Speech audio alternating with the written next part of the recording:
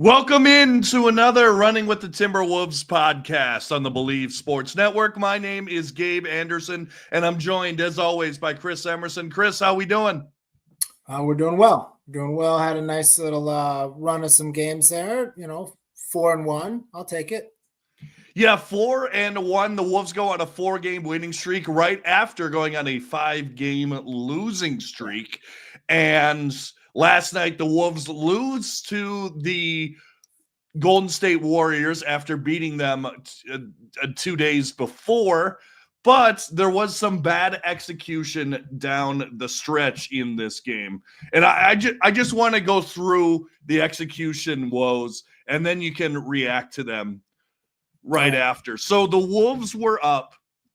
They were down early in the fourth quarter, but the Wolves were up after a transition three-pointer from Anthony Edwards. The Wolves were up 106-105.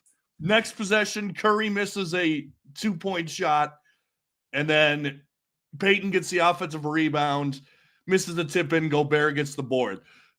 Edwards misses a 23-point three-pointer. Nikhil gets the rebound. Edwards misses a 2-point shot. Then Randall on the other end blocks Lindy Waters' 5-foot driving layup. Rudy gets the rebound. Again, Edwards misses a 8-foot shot. Rudy gets the rebound. He gets fouled, misses both free throws.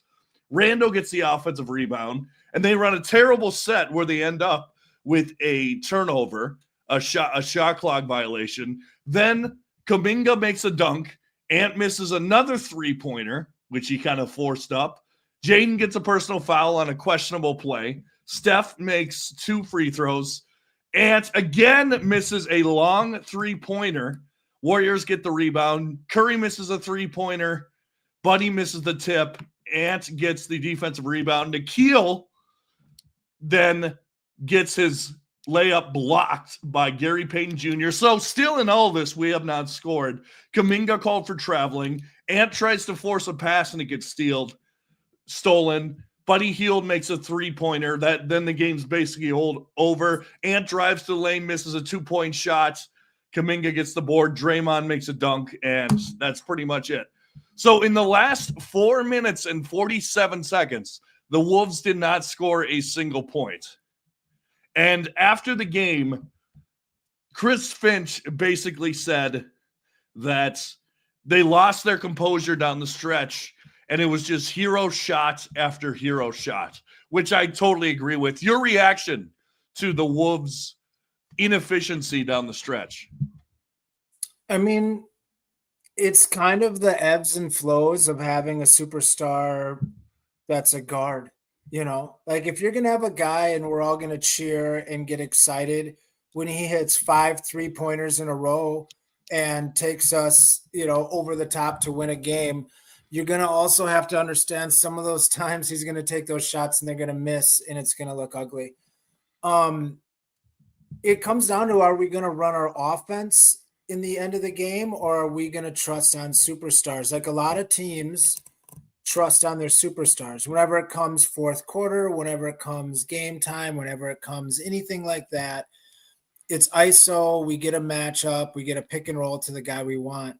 Are we going to be a team that wins that way? And if we are, Anthony Edwards is pretty bad statistically in ISO situations right now. He does them a lot, but he scores like at a pretty bad clip. I wouldn't say bad, but definitely not elite or even good. So if we're going to rely on that, he's going to have to be much better in those situations. But if we're going to go what Finch wants and move the ball and play our offense the way we should, then Edwards is going to have to realize that it's not hero time. Even if you are in Curry's house, even if you have been talking with the fans all game, even if you are fired up and you want to put your stamp on who you are as a star, it's system over player on the Wolves, hopefully. Right, and it's not like Ant had a bad game or anything. I think he was shooting about 65% before all those shots at the end. In fact, at the end of the game, I think he was shooting at 55%, over 50% from the field. I don't know. It just felt like a moment where Ant, I don't know if he doesn't trust his teammates, but like you said, he tried to take the game into his own hands, and it really cost us at the end because it wasn't like the Warriors were the poster child for efficiency at the end either. Right. I mean, we were making plays. We were making plays. You had the Randall block. You had some offensive rebounds as well, as I read in there. Rudy had some rebounds. Rudy missing 2 free throws. I almost knew those weren't going in because I was talking to my dad earlier in the day, and I said, hey, you know who's really shooting free throws well? Yeah. Is Rudy.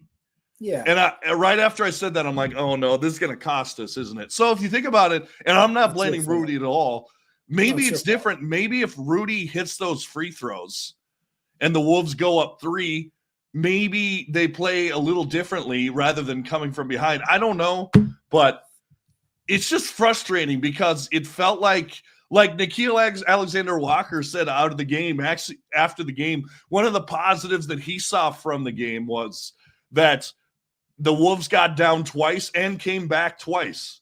Like they did all this work to come back, and then just to seemingly throw it away at the end is pretty frustrating.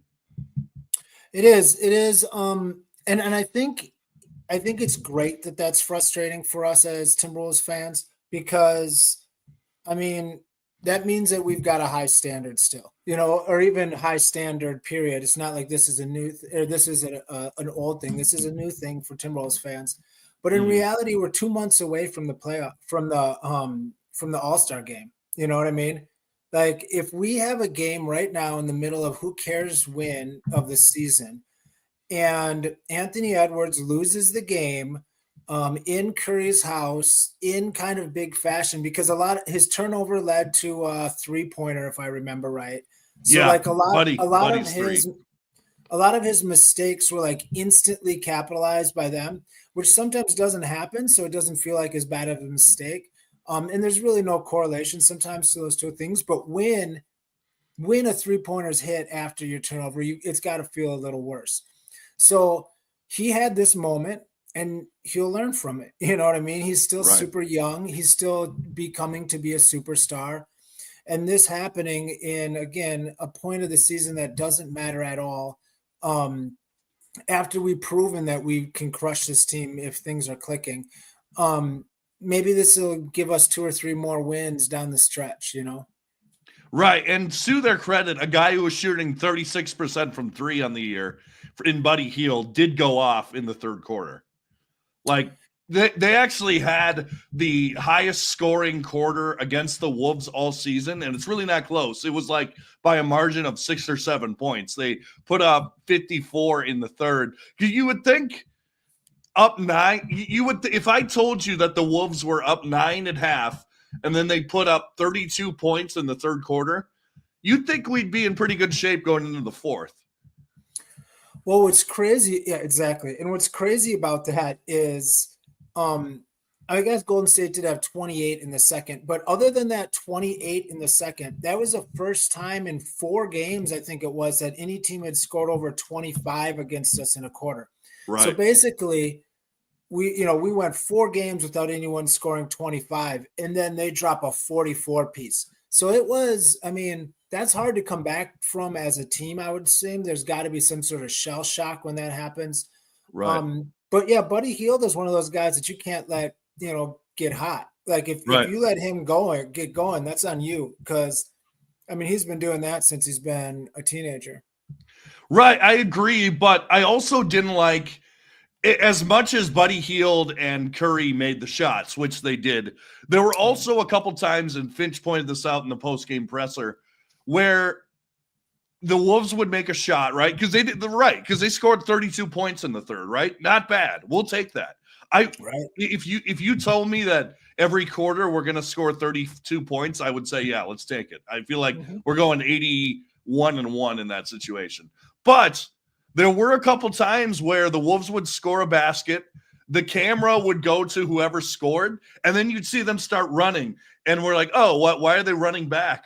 And it's because Golden State got a wide open layup on the other end or a wide open 3. Like it was just, and I think that must cause Chris Finch to pull hair out or something, because That's got to be the most devastating thing when you work hard to get a basket and then you just get out hustled down the court the other way. And it happened 3 or 4 times in the third quarter. So you eliminate 2 or 3 of those, or at the very least make them take a tougher shot, like a non-fast break shot off of a made basket.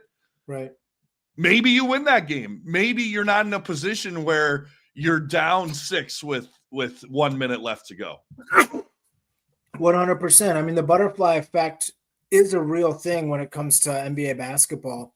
And I think that's why it's such a teachable moment for Chris Finch to be like, listen, guys, if we would have just not been so lazy after this beautiful make that we had, like if we would have just, because he preaches doing the same thing, doing it right every single time. That's Rudy Gobert's thing. That's everybody's thing here on the team, is like being consistent. And, that's what has got us sparked on this defensive kick right now, is what we've been told is everyone's being consistent with the things they need to do. So when things like that happen, I think that's a great teachable moment for Chris Finch, and he's gonna have a good time in film ripping guys for that. Oh, absolutely. And the thing for Finch is he's got a good 3-4 days here to get things right. He's got. It's like when we talked about the playoffs where the Suns, where the Wolves had a long layover after the Suns series, and we're thinking, man, Chris Finch has a week to get ready for the next series. He's got with how far out the NBA playoffs are from one game to the next, and that's valuable time. That's valuable time. Oh, I don't want to say that the win or the loss was a good thing, because it's probably not. But if it sparks the next 3 or 4 wins, who knows? Maybe it's a great thing. And Nas did say that it was last year in a loss to the Warriors, or in games against the Warriors, where the Wolves got right, where they found their stride, they figured out themselves as a team, and then went forward after that. Hopefully that repeats. Well, I think some of that is kind of tipping your hat off to the Warriors. I mean, they'll make you look bad or expose your weaknesses, maybe more or more aggressively than some other teams do. So they're a great probably team to come and play when you think you're getting it together, or when you don't, to try to get a blueprint for what you need to fix. Right. And man, I will say Steph Curry, he's a cocky SOB, isn't he? Like as much as he likes to put on this veil that, he's a great guy, he's a family man, stuff like that. When he gets onto the court, he's great. Don't get me wrong. Curry has absolutely changed the game in probably ways that no one before him, maybe Jordan, has. Like LeBron changed the game, but not to the extent that Curry has. Now you go to the YMCA and people are taking like full court shots in transition. But I will say, Curry, for all the family man he is, his little dances and stuff, and some of his expressions, he's easy to hate when you're watching him. If you're on the other team, that's his market, though. I mean, that's what he's been championed for. That's what everybody likes to see him do, his little thing. Like, you see it on all the clips on video games. You see it in all the highlights. So he's got to do it. That's his image. It's an image game now, Right. And I agree. But it doesn't make it less annoying. Yeah, no, it is annoying. And I think it was more that he was torching us rather than his little dances and stuff. But like I said, the Warriors down the stretch, they didn't play great either. Like, we had every opportunity to build a 3-5 point lead down there, and we just didn't. Yeah, I didn't leave watching that game thinking, oh, man, the Warriors are better than us. So I'm fine. On to the next one. No big deal. Hopefully in this little period of time here, Dillingham can come back and we can maybe work him into the system a little better. We got time to kind of have a little look back at the first part of this, 22 games or whatever it's been, and maybe make some adjustments or corrections. So that might be kind of fun to see what comes out of this time. Right. So let's go back a little bit. We haven't talked for about a week. So what have been your biggest takeaways from the Wolves 4-game losing streak? We've talked a bunch about the Warriors game. Let's kind of, or the second Warriors game. Let's kind of throw that out. But what have been Some of the winning streak?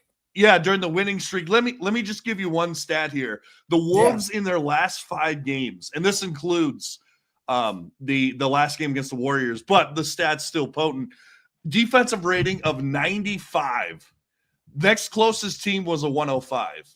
So 10-point better defensive rating in our last 5 than the next closest team, which actually surprisingly is the Knicks at 105, which is surprisingly. But what are your biggest takeaways from that 4-game winning streak, and what can the Wolves do to implement those things going forward?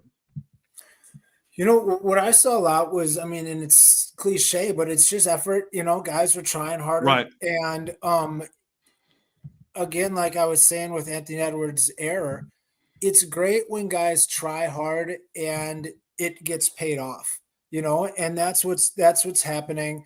And when you see that happen as an organization, it's nice because now you know, well, all I have to do is really try hard and we're going to get those wins, or at least have that feeling. So I don't think anything's broken. You know, I think a lot of it is there. I just think we need to try a little bit harder. On offense, though, that 4-game win streak kind of still showed me that we have to make some strides still, because we weren't great offensively for that stretch, but defensively we were. Yeah, we were defensively, and it's not like everybody played great in this 4-game stretch, because, like, for example, in the last 3 games, DiVincenzo was 4 for 17 from 3. And he, to his credit, he keeps chucking it, which I think is good. He hasn't lost any confidence in his shot, or at least I hope he has. I did notice that when he went to the bench in the Warrior game, he did kind of slam the seat that he went on. So maybe he's a little frustrated in that capacity. But hey, at least he keeps firing, and those have got to find net at some point. But I mean, other guys, Jaden, I thought had a pretty decent night last night, at least defensively. And yeah, you're talking just during that stretch. I mean, Anthony Edwards had a 16-point game and an 8-point game during that win streak. So yeah, I mean, we weren't clicking. And that's why it's so important, is when you're not playing very well as a team, or just fine, and you can be kind of winning and or blowing people out just damn near on effort. Yeah. It's like, come on, guys. Like, we're right there. You just have to try hard, you know, like, it seems like that's a great thing to be able to lean back on, or again, have on tape. Do you worry at all about the competition in the 3-game winning streak, or 4-game winning streak? 2 of them were against the Clippers, who didn't have Norman Powell in either game. One of them was against the Warriors, who lost Andrew Wiggins, I think, at halftime. And then one of them was against the Lakers, who were struggling. Do you worry at all about that, or is it more about the way that the Wolves won those games? That's what it is for me. Like, the schedule is what the schedule is going to be. I don't get too hung up on how many wins or how many losses a team has, because that's so fluid. Like, it was a back-to-back. Is a star injured? Is this or that? Like, who knows? You know, you could beat a team, you know, that rests 2 all-stars, and I'm not going to cheer for you. But it's how you looked in that game that matters. And we at least showed effort on all levels. We moved the ball. It maybe didn't pay off all the time, but we were looking like a better team. So that's all I really care about. You know, as long as we're still in the playoff hunt, you know, we're not like out of the playoffs. I just want to keep looking good and looking like a team that has a chance to win. The wins and losses will work themselves out. What I would love Chris Finch to do in practice, and obviously he knows better, so do what you're going to do, Finch. Yeah. I have full trust in you. But I would love for him to put 2 minutes on the clock, put the score like 103 to like 110, or no, 103 to like 101, and put the starters or whoever you're going to have on the court in crunch time, put them in. put him against the Wolves' best defenders and say, go get buckets, go run the offense. And I hope this is, like we were saying, I hope this is a huge learning moment for not only Ant, but the entire team to say, Ant, you don't have to do it on your own. Because there have been times this season where Ant did it on his own in crunch time. Like, for example, that Kings game where he's hitting unbelievable shots with 2 guys on him. Ant basically did the same thing that he did in that game against the Warriors.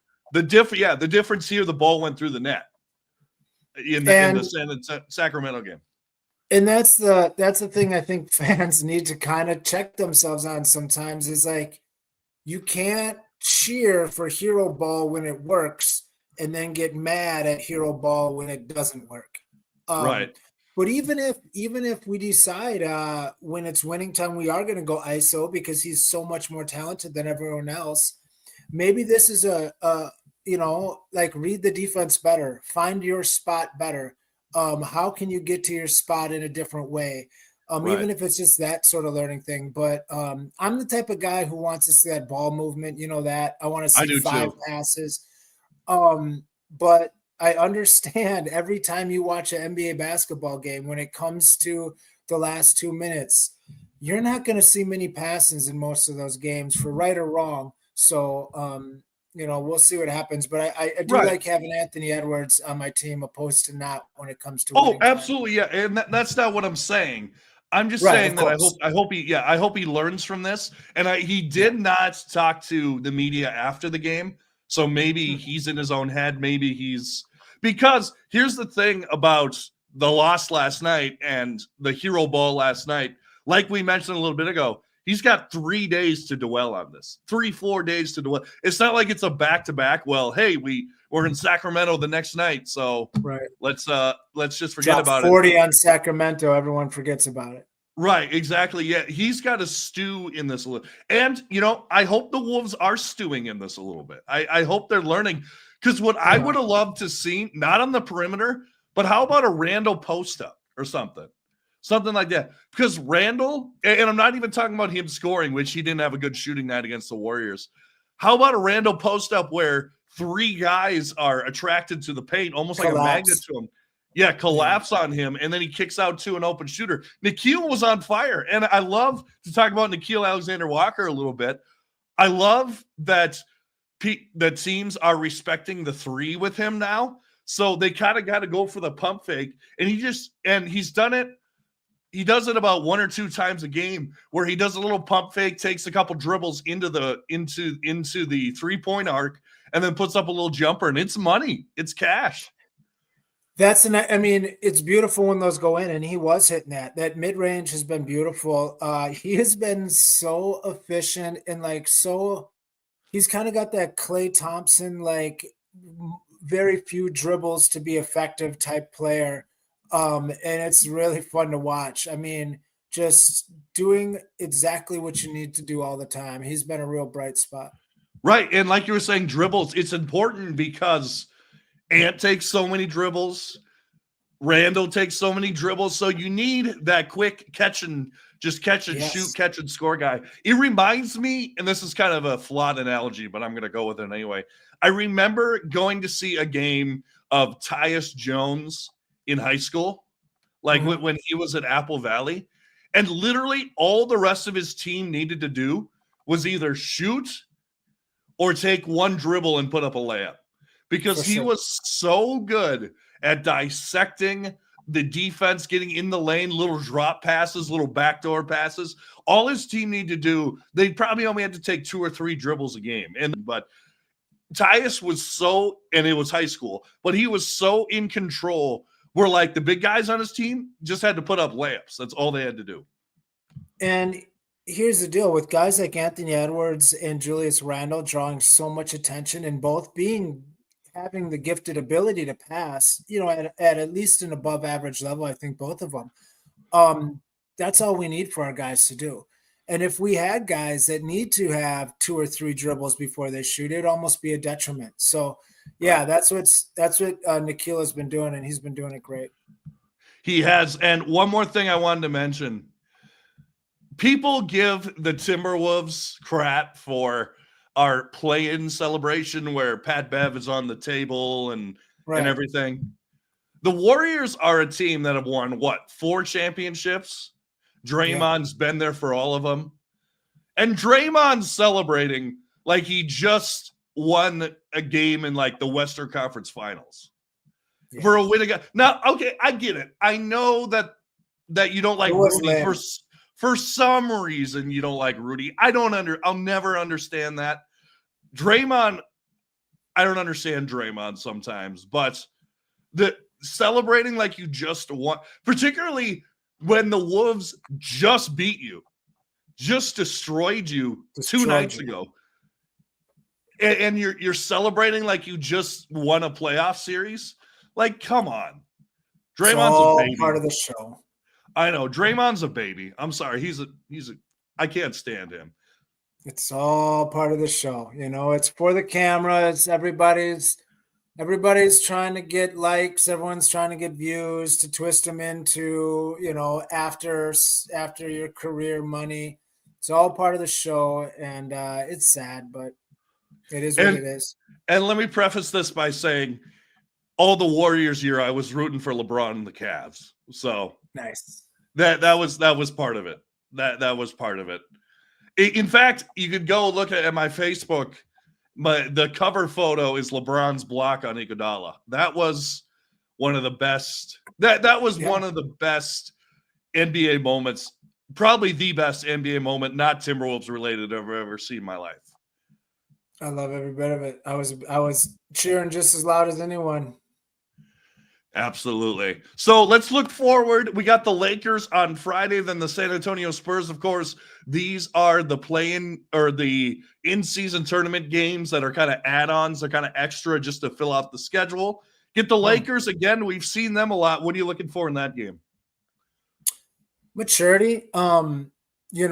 Same thing that maybe hit us in the end of that Golden State game is when you're playing against those type of players, sometimes you get out of what you should do because you're trying to make a statement. So just maturity to stick to the system would be kind of cool to watch, see if that kicks in after that long stretch of practice. Mm-hmm. Yeah, and here's the encouraging thing.